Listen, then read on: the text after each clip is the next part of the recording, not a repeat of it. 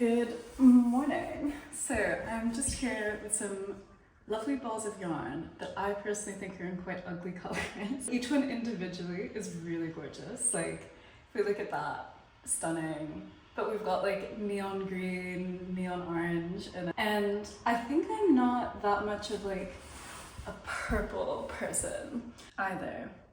But yeah, anyway, the point of this video is that, and sorry I look so terrible, I've just gotten out of the shower, and I'm trying to decide if I should cut some like micro bangs, because I'm kind of growing out my pixie cut, and I've just been like sweeping it to the side, very 2000s, and putting in little bobby pins. But I'm wondering if maybe I just need to like cut this back a bit. Anyway, so I'm thinking that it's time for me to make another one of these cardigans, the little striped cardis. And I think I want to challenge myself to use up my like ugly colors, all the purples, the reds, like some neons that I just haven't been using, and then some scraps as well. So I just wanted to talk you through like how I'm going to organize these colors, how I'm going to decide on them. And I'm pretty much going to restrict myself to just like these here. It's like some of my hand spun, a lot of lovely stuff that Chin Fiber gave me, some like really old scraps from friends, vintage mohair, all sorts. But actually lots of my hand spun. And I think that like these would not be considered safe colors. So it's going to be a bit of an extra challenge. Like when I say safe colors, I feel like for most people they've got a palette that works for them no matter what, or at least is like comfortable to work within. And I feel like for like, most people that would be like blues and greens. And so you could know like you just buy blue and green yarn and then play around with it and all of your things will work out fine. And so yeah, we'll talk about like complementary colors, analogous colors. And so when we talk about like safe palettes, it's usually when it's like analogous colors. So colors that are very close together on the color wheel. So like green, blue, maybe a bit of purple in there to spice things up. But like green and blue, that would be like analogous colors. But like here, I feel like the dominant color is green and then kind of neon yellow. And then I've gone for the complementary color to be kind of purpley red in both the tweed and some of the hand spun there. And I think that even though it's kind of subtle, because it just reads as like a dark color stripe, I feel like honestly, it's that purpley red that makes the cardigan for me at least. Just because I think it is quite unexpected, but however I did it pretty well in my opinion. So I'm gonna try and like replicate that effect here. So I obviously have a lot of purples and yellows and like neon oranges. So I think the first step is just going to be like grouping the colors a little bit. So let's get the oranges over here and then let's follow with the yellows. There's a lot going on. And over here, let's do purples. And I think that part of this challenge, I think that I should really be like trying to use as much purple as possible and keep that to be like the dominant color, because I do have a lot of it. I think I'm going to try and use up both of these balls of Surrey. This is the Chin Fiber Surrey. It's so nice. So I also am very unclear on whether or not I should put any of the cobalt blue in, because I think that it is quite a dominating color. And I think from what I am seeing already, this is looking kind of good. Like purple and orange, that's kind of doing something for me. And maybe with just a bit of the red, maybe that's how I have to play it. Yeah, and so with purple, so if we think about the color wheel, we've got purple, blue, green, yellow, orange, red, all the way around. And complementary colors are the ones that are kind of opposite on the color spectrum. And they're kind of good to play with, because I think that they do give this like very powerful contrast. They go together so well too, but in kind of like the worst way, where it becomes like quite a color experience rather than just like a normal palette. And at least that's how I think about it. Which is why I want to get some of the like reds and greens in there. Because even though like that kind of looks horrible, that is quite intense. And I think that I want a little bit of that intensity in here. I'm kind of liking it. I'm into it, I think. Yeah, so when I'm making the striped cardigans, and I talk about it a little bit in the YouTube tutorial, I always like to group the colors in terms of lights and darks, just because I think that overall, if you can pair them together, it kind of allows the stripes to really come through. I'll show you, get closer up. Okay, so this is the pile that we're working with. These are some of the rejects. I think that this would dominate. I think that this one's too nice to put into a scrap project, even though it kind of looks good. It's also like in between, like it would have to go in the light section, but I don't know if it's properly light enough to be like, I guess it could go there, but I don't think it wants to go with the red. I'll leave it here and we can just have a think about it, but I actually think that that would be really nice just to save to make into like a beautiful bandana or something, because these colors together are so good for me, and I want to use like my ugly colors. And then this beautiful handspun merino. I think that because I want the purples and blues to be on this side, if I put them there, like you see how all of these together are kind of like analogous colors, and these are analogous colors, that adds another level of extra contrast, because these are kind of complementary to each other in both the lightness and the hue. I think another thing that's kind of important to play with is saturation.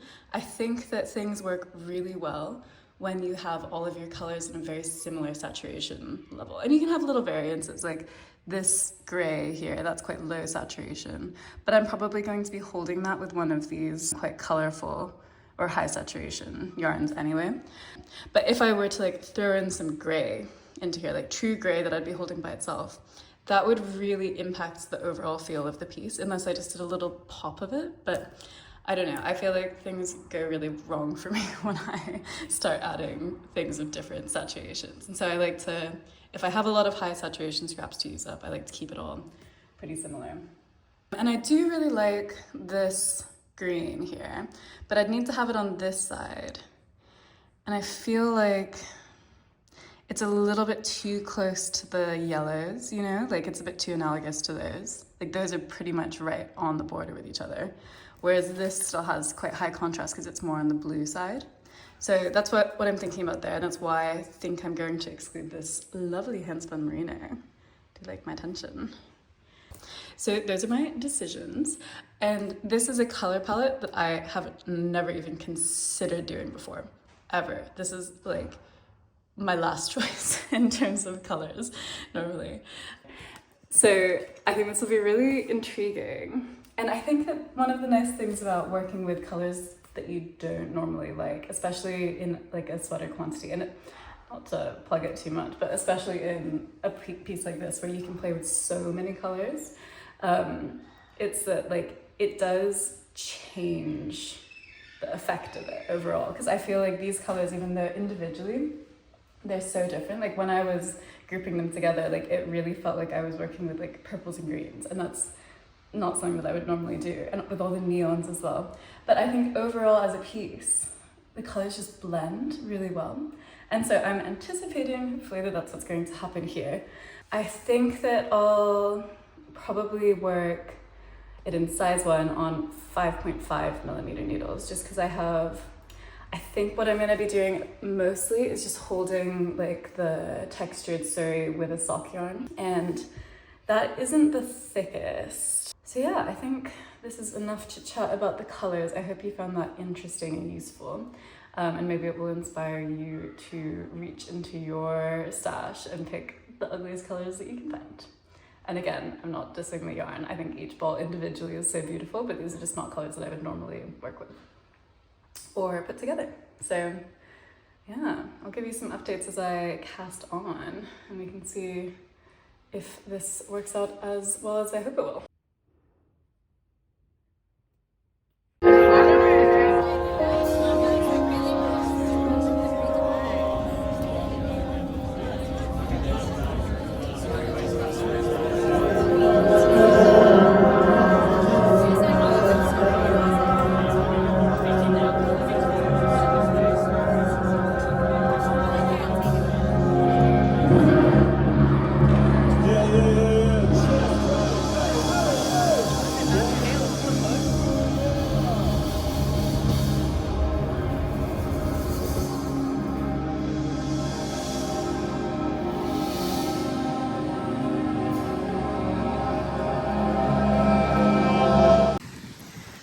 So realistically, I don't think you're going to be able to hear me at all because I'm at the beach. It's so gorgeous. You can have a little look.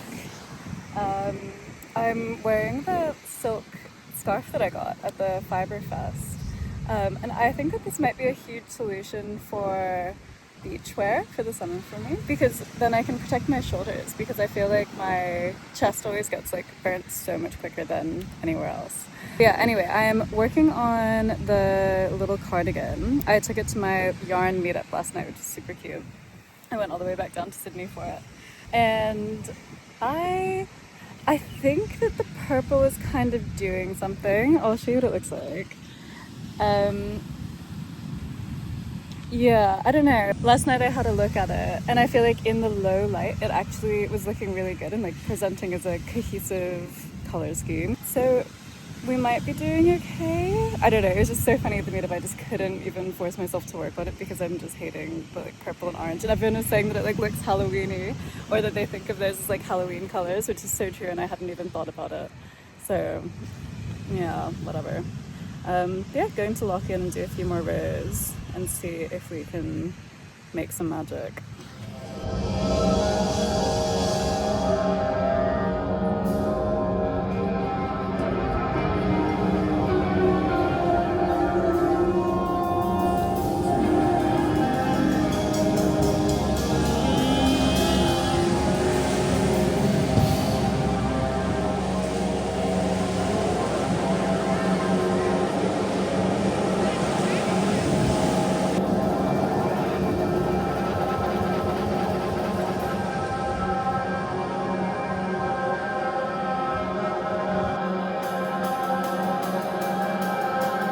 I think it's actually going quite well. I feel like working with the colors for a couple of days has now made me feel like they are going together.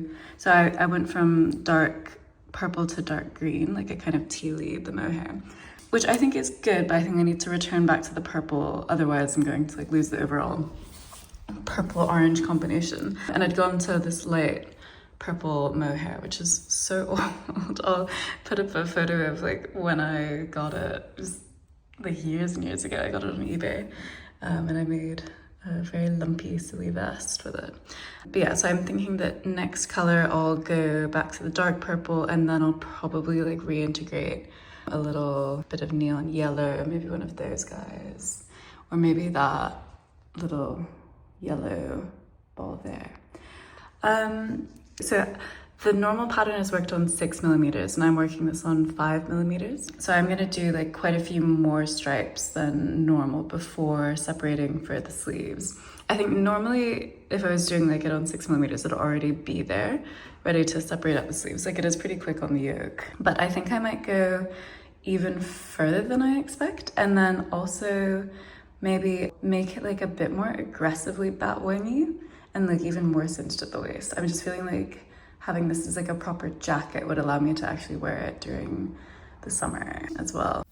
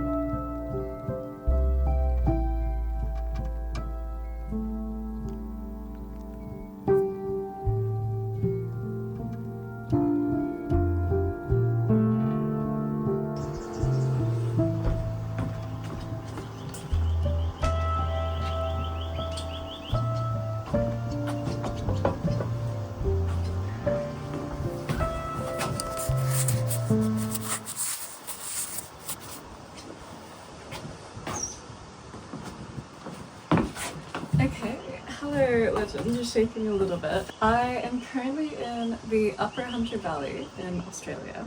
We're just hanging out for the long weekend. It's so lovely here and everyone is away. It seems so silly to have to like record things when there's nobody else in the house, but that's just me. I think it's going to take me so long to develop the confidence to actually like talk when there's other people around. But anyway, I am making pretty good progress with the striped cardi. So I am like almost finished with the waist ribbing. And I think that the colors are actually looking really good. I think I haven't really done that many like discussion clips. Oh my god, I've just lost all of my stitches. And I think I have bird poo. Wow, bird poo on my hand.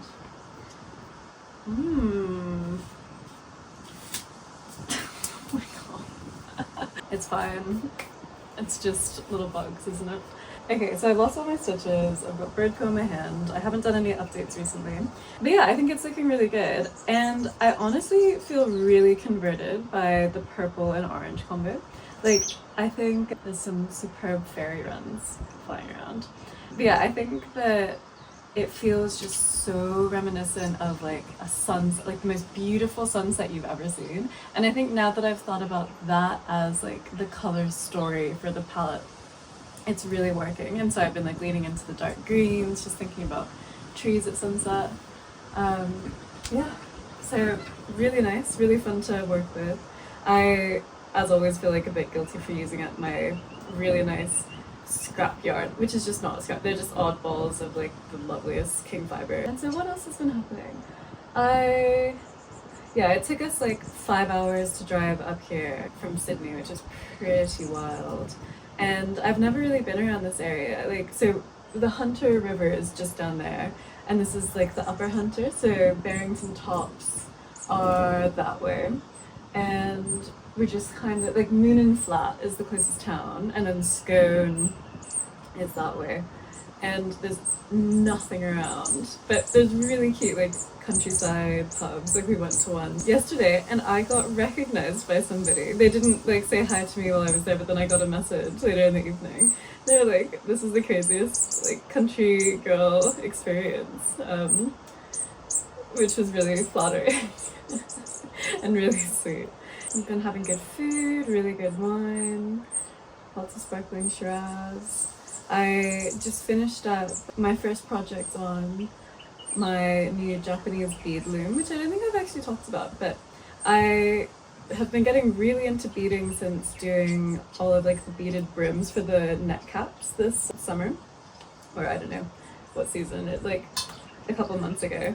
I think I'm getting okay at the beading. I can't quite figure out, I think I need to get some more tools, like a really long needle, because basically you have to like load up the needle and then weave back and forth, and my needle is quite small, so I can't actually get like all the way back across the warp.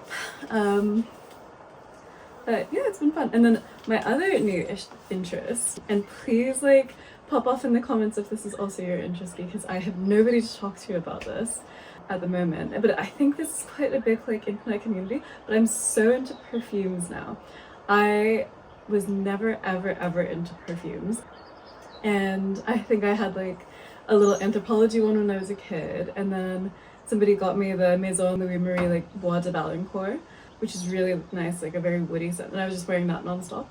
And then there's just something like, I think I saw a video on Instagram of like this girl talking about these really avant-garde scents, and I have no idea who it even was, but I was suddenly like, wow, that sounds so like I can't even imagine what that smells like, and I had no idea about any of the notes or anything, and I just suddenly really wanted to experience these things. Yeah, but I'm still like on a bit of a hunt to find some crazy scents. It seems like most of the really interesting like niche perfumeries are based in America, or there's this one like Toscovat, which I think is, I don't know, somewhere in Eastern Europe, I think. I forget, but they're like obviously just very far away from Australia. So anyway, this is like a really long story. Just saying that I like had messaged Discotheque, which a very cool niche perfumery with I think some of the best packaging ever. Like this is a little cigarette case, and it has all of their like discovery scents in it. And they have like the most gorgeous notes list.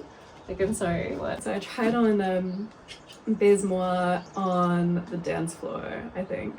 Just so distracted by this cute little styling nest up here.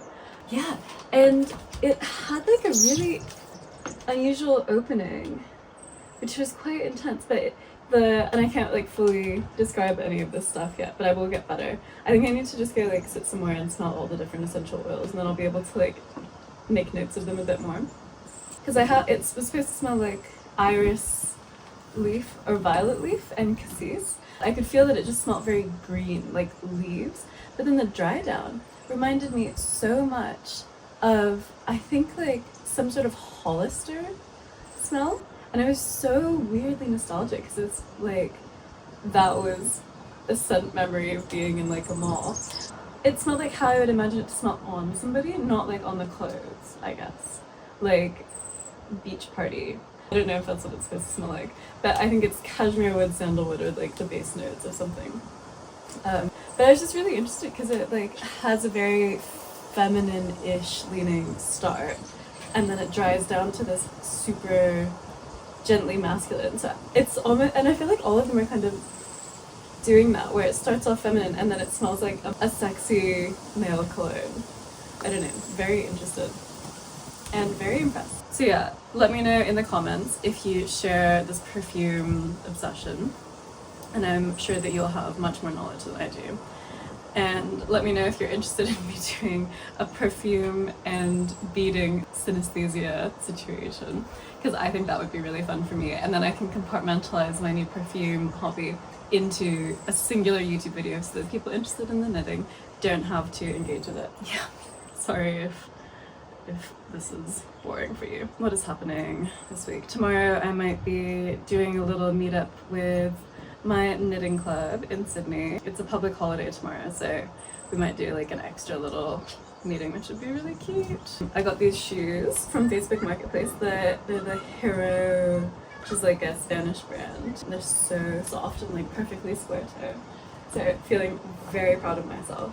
And they're in size 35, which I think that 35 is actually just the perfect size to be, because it means that I can't buy any shoes normally. So I have to get like just lucky on Facebook Marketplace or like other vintage sellers. And it's worked out so well for me. Like I paid like $60 for these. They retail for €500. So I'm getting mega steals. And it happens like basically every 2 months or so. I'll just find the perfect shoe in size 35 on Facebook Marketplace. And I just pull the trigger, and I didn't know that I needed it, and then suddenly it's just like the most beautiful shoe ever, and it matches my favorite bag. Like I don't have any other really dark brown, like almost black leather shoes. Okay, sorry, back to the knitting. I'm gonna drop so many stitches. Yeah, alright. I can't really tell if this is the right length. It's feeling pretty good to me. Interesting. Little jacket. I'm matching the Australian countryside. I reckon I'm gonna do one more row of the yellow. Honestly, I might even just start doing tubular cast off on the yellow now. Like just do one row of rib and then do 2 rows of tubular and then just cast off. And I've got like 3 little buttonholes in it. 2 little buttonholes. Yeah. I think we might be ready to boogie. Alright, that was a very long-winded update.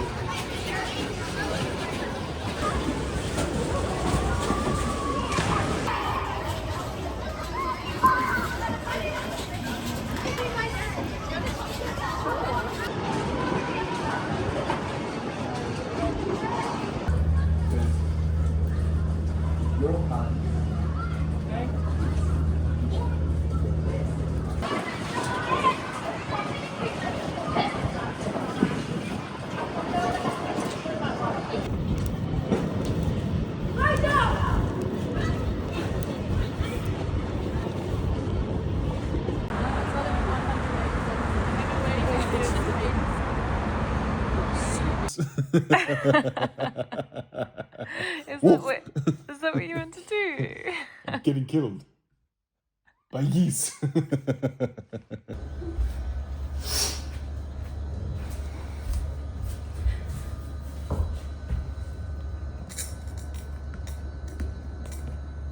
Okay, hello.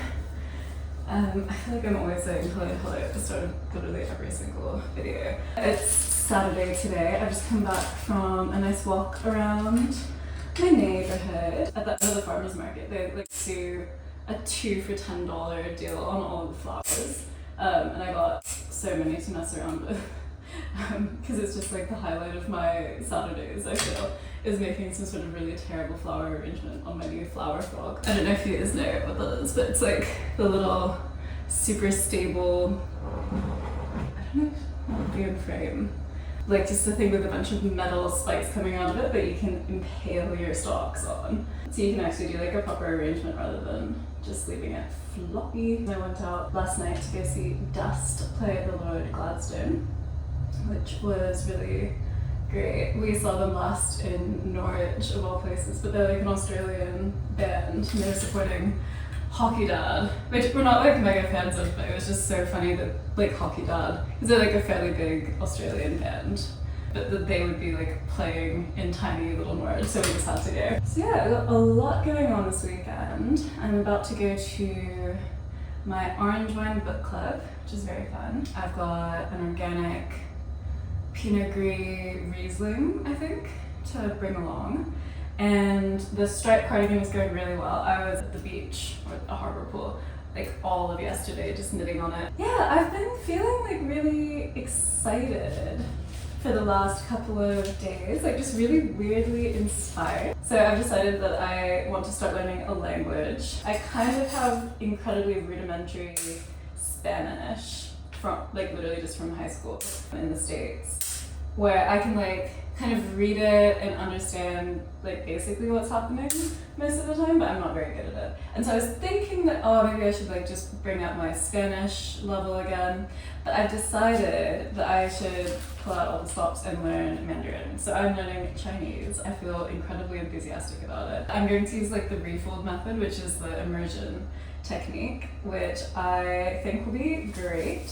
I'm already loving it, and then I can finally go to all of my favorite restaurants and order in Chinese, and then maybe also go back to mainland China because I loved it so much when I was there. Feeling really good about like a lot of different creative pursuits. I think I was getting to a little bit of a concerning level where I felt like I was being a bit too brain rotting, as I know we all are constantly worried about, but I just felt like I had so much time on my hands and I just kind of like, obviously, I'm quite lucky to do something creative, and I am like thinking all the time when I am knitting, and so it feels like a very active thing, but like it's not active enough that I feel like I'm actually making good use of my brain.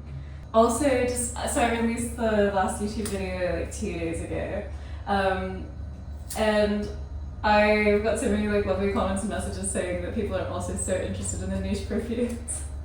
So I think I might do like a little YouTube video or something where I kind of do a bit of like beading and talking about my favorite perfumes that I've discovered so far in my very short journey. To see if you guys want to discuss that. I've got a little party tomorrow, goodbye party for a friend. And then we're going up to the Blue Mountains next week as well. So yeah, just super busy today. But in a good way.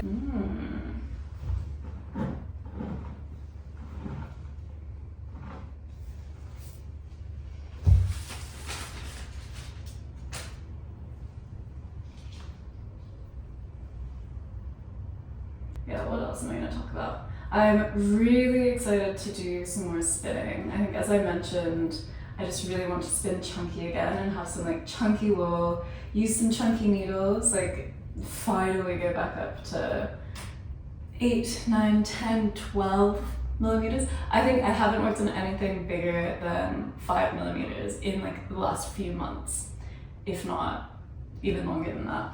And it's kind of like you just can't experiment as much when you're using little tiny needles. And I just want to get back into some crazy shapes, like play around a bit and just, yeah, like I don't want the projects to necessarily like go faster, but I just want a little bit more freedom because there's only so much you can do. Like if you're only able to add like a centimeter of knitting every time you sit down to knit, obviously you're just not going to get as much done, and that's okay. And I'm keen to a little bit more freedom. And also I got my nails done, and it's like the cobalt blue and with a little purple aura in the middle, and so I'm just feeling so purple. We're into the purples now. I'm like doing exposure therapy for my purple hatred. Okay, there's the arrangement. It's losing a little bit of its edge. I feel like I need something else in the center here. Alright, I should probably turn the camera off because I think I'm yapping a bit too much. Okay, so here are the finished displays. I think that one's my favorite probably. The flower frog doesn't fit into that one, which is really sad, but then I think it becomes quite like aggressively sculptural. So yeah, I support it. I'm into it. And then the other one is right there, and I think that's pretty good. The proteas are crazy, and then I wish that the kangaroo paws weren't like so right up in there. I might remove some more of those leaves, perhaps. But yeah, I'm into it. It's like a crazy lampshade, isn't it? I have rewarded myself with the use of chunky needles again, which has been so lovely. So I knit this at the book club. I just knit a whole top on like 12mm needles with some blown chainette cotton. And it was just so fun to be able to knit something quickly.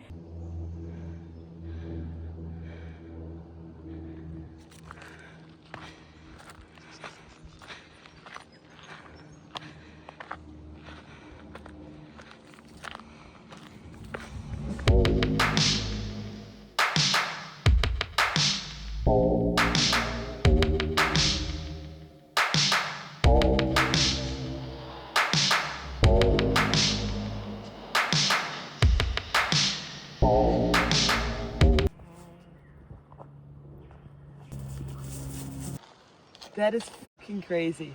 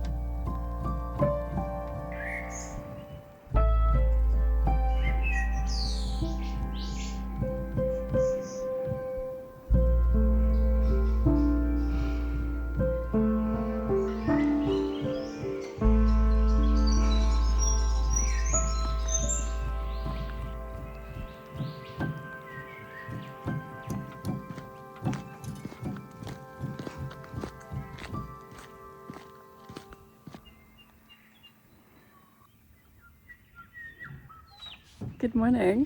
I am currently here on some rocks in some fog to do a little video wrap up. I finally finished my cardigan last night. I'm so happy with it. And honestly, I didn't even know what I was talking about the weird colors. This really lovely neon. I think this little section here is one of my favorites, which I think makes sense because that's what I do in the weaving all the time. But yeah, the fit is really good. I just need to weave in some ends in the sleeves. We've got a few little pokey bits. I did tubular cast off as usual now, in my little contrast color. And yeah, honestly, sorry, this is the first time using my voice today. Yeah, honestly, I think king fiber is just the best for making this crazy coral. They sent it to me like years ago, and I think when I first got it, I thought it was way too intense and like a proper neon. And then when I use it and things, I'm like, wow, it's the most gorgeous yarn I've ever seen. So yeah, lots of king fiber, lots of my grandmother's buttons and a few from Tussidi's in Sydney as well, like that little guy. I'll give you some different backdrops. I did some modifications. So I ended up knitting it in 5mm, and the green one that I made, I think I did 5.5. So I sized up to like roughly size 2. Like I think if you understand how raglans work in the pattern, it's like it's pretty simple just to add a few more of the raglan increases going down the little yoke. I think the 5mm worked out well, especially with the size up. If anything, it's like still a little bit too big. Like I think because I added more raglan increases, and I obviously had more stitches on the body. And then when I sized down to, I think I sized all the way down to like 3.25mm for the waist ribbing. It's not like super cinchy, and I think that's okay. I'll just have to do some styling with some different outfits. But yeah, I don't know if I have too much else to say. I slept really badly last night because I was doing the giveaway post with Chaogu. I posted some pics of this jumper. They're just so generously offering to give away a free interchangeable needle set. I think they do giveaways like once a month, so I guess this makes sense, but I feel quite blessed. So if it is not before October 25th, by the time you're watching this, go find my little Instagram post and just leave an entry. I think just tag a friend in the comments. Very simple, no complicated requirements. So yeah, hopefully I'll be able to edit this video fairly quickly. I have no idea how much footage I have. Realistically, I never do. Thank you guys so much for watching. I always appreciate it. I hope that you're enjoying this style of like crafty vlog where I just take you along. Let me know if there are any things that you would like to suggest that I do, or things that I should change, things that are annoying. All right, so much love. Thank you guys for watching. I'll see you in the next one. Bye.